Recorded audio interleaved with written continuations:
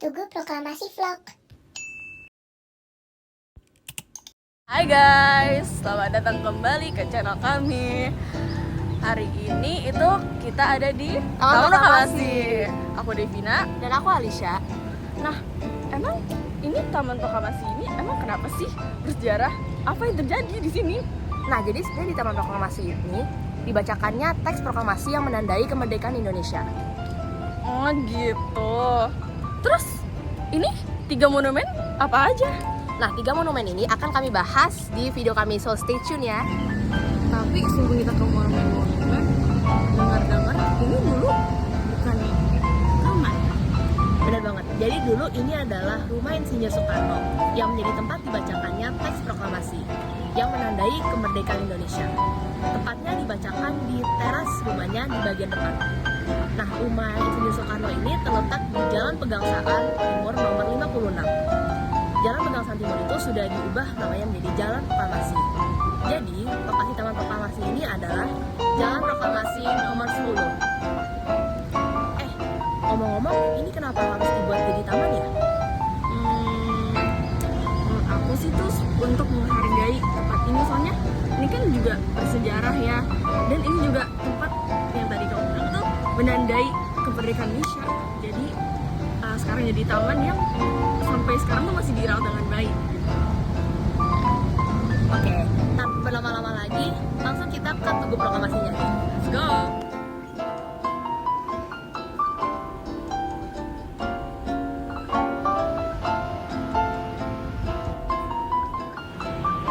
Nah, yang pertama itu Tugu peringatan 1 tahun kemerdekaan Indonesia. Emangnya ini tugu apa sih? Nah, dulunya Tugu ini itu disebut dengan Tugu Proklamasi. Tugu ini itu dibangun tepat 1 tahun setelah kemerdekaan Indonesia, yaitu 17 Agustus 1946. Siapa sih yang menggagas pembangunan tugu ini? Nah, itu Tugu ini digagaskan untuk dibangun oleh mahasiswa Ikatan Wanita Jakarta dan diresmikan oleh Sultan Syahrir pada tahun 1946 juga. Fun fact, tugu ini merupakan tugu pertama yang dibangun pada tempat ini. Bahkan sebelum tempat ini menjadi taman juga udah ada. Selain disebut sebagai Tugu Proklamasi, tugu ini juga disebut sebagai Tugu Jarum atau Tugu Ibu, yang merupakan tugu yang memperjuangkan kaum wanita. Fun fact, di belakang tugu ini terdapat teks proklamasi dan gambar peta Indonesia loh. Nah, tugu yang kedua ini adalah Tugu Petir. Tugu Petir dijadikan Tugu Proklamasi saat Ir Soekarno melakukan pencangkulan pertama. Emang kenapa diganti sama kenapa Tugu Petir? Tugu Proklamasi diganti karena menurut Soekarno, Tugu Proklamasi yang sebelumnya itu bukan merupakan Tugu Proklamasi, melainkan Tugu Linggarjati. Tugu Petir inilah menjadi tempat dibacakannya teks proklamasi. Oleh karena itu, Ir Soekarno ingin Tugu Petir ini menjadi Tugu Proklamasi. Selanjutnya, mengapa sih ada petir di atas? Petir di atas menggambarkan Ir Soekarno yang membacakan teks proklamasi dengan suara menggelegar. Dan juga sebagai simbolik bahwa Indonesia merdeka di luar perkiraan Jepang. Jepang pada saat itu tidak memperkirakan bahwa Indonesia akan merdeka. Nah, sekarang kami ada di Monumen Pahlawan Proklamator.